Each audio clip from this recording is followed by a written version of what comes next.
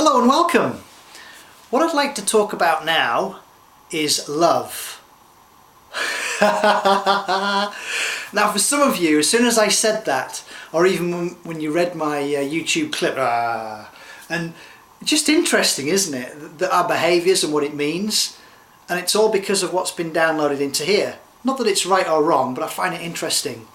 Well, in a way, what I'm going to explain to you, I don't think you can really put it into words. However, there's a great mentor of mine and also a great friend called Paul Chek, and this gentleman who has written some incredible pieces of work and has done extensive research on everything from spirituality all the way through to exercise and so on.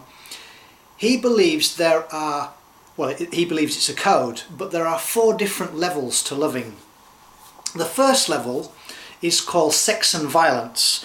And when you think about it, when you're born, you get a slap on the ass when you come out, and maybe as children and even as adults we would fall down and get injured, and we get stung by animals, maybe get bitten by things. That's the level of sex and violence loving. Now these levels that I'm going to explain to you, don't get stuck there. You might move up and down them, but just be aware of where you're at. So that's sex and violence. The second level is what he refers to as conditional loving. Now that is a massive progress from obviously the sex and violence, and unfortunately a lot of people are actually stuck at that level, as in sex and violence loving, and all they know how to do is to love somebody in that fashion. And it's like a form of programming. And think about it, if you had a robot that cleaned your house and it's programmed to do the hoovering, and you say to the robot one day, I want you to do the dusting.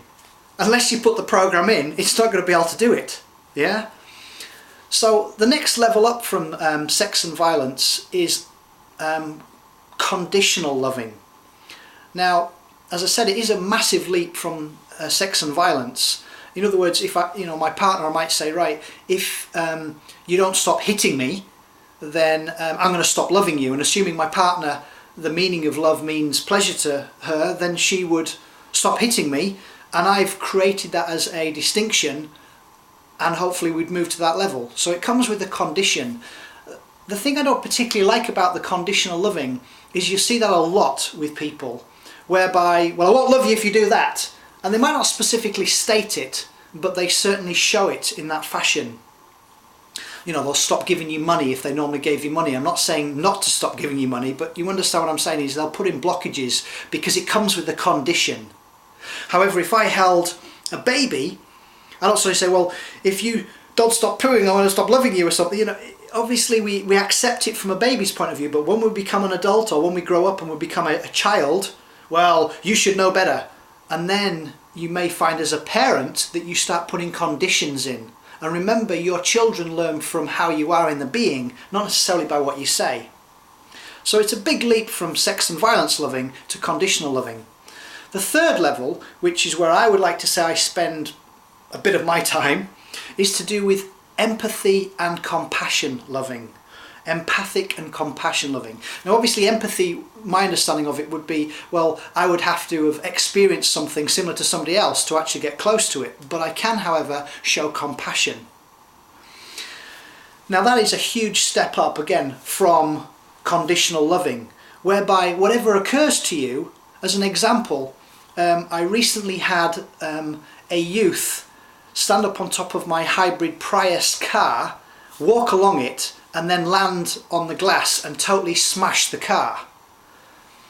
Initially the old me got angry, and I wanted to turn that individual over and all my anger, frustration, but then I thought, well, I've got to let it out, so I did a bit of running and a bit of training. But my point here is that really that individual has obviously conditioned themselves to be that way, maybe was showing off, and they didn't do it deliberately, I get that, it wasn't vindictive. They did, however, create hundreds of pounds worth of damage, but it was just a silly prank, it was just a joke that went the opposite way.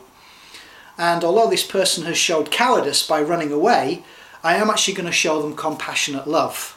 So initially my old instinct was the violence, but then I came back saying, well, that's not going to serve me, and it certainly won't serve anyone else that feels that, so I'm going to let that go. Remember, I interrupted my pattern. It didn't take me long because I keep conditioning myself to do that. So compassion or an empathetic loving is the third level.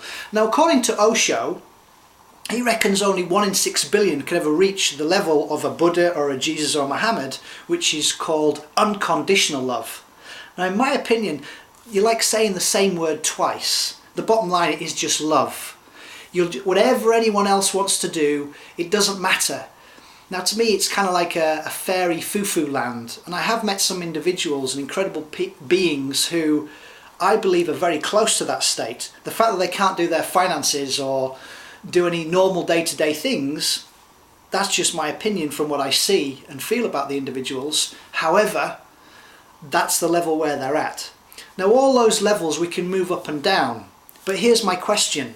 If you and I wanted to become the change you want to see in the world, I'm sure if I asked you the question, let's say, what are your top 3 things you want in your life? One of them would be love, one of them would be health, and probably the other one would be peace. My next question is, what are you doing in order to gain those things? You see, if you want something in your life, like let's say more love, then you've got to give it.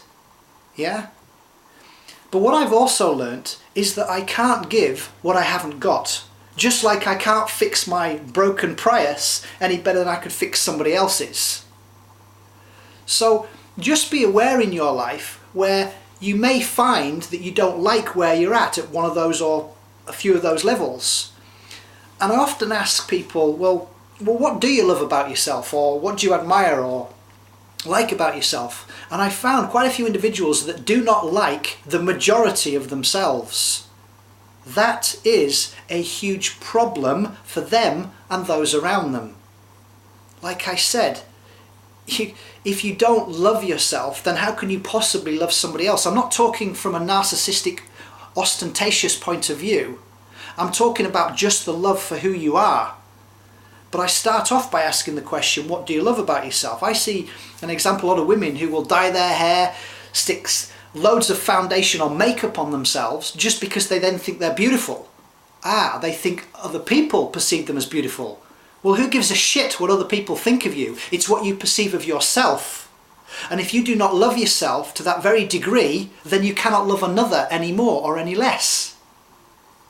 So please understand that you and I weren't put on this planet to cause ourselves suffering, and it is my opinion that there are a lot of people out there who do not love themselves for who they truly are. And so my question of, well, what do you love about yourself? Just find one thing. And then once you've found one thing, maybe you'll find a second thing. And direct this, your super brain, to find more and then hopefully work as a whole. And then when you can do that with yourself, you can do that with anyone else. Certainly try outside and find what else you love, but ultimately it starts within and radiates out. I hope that makes sense. And I hope with this recording that I've reminded you people that if you want to get something in your life, then you've got to give it. And hopefully from that, like Gandhi said, become the change you want to see in the world. Thank you very much for listening. My love to you all. Bye for now.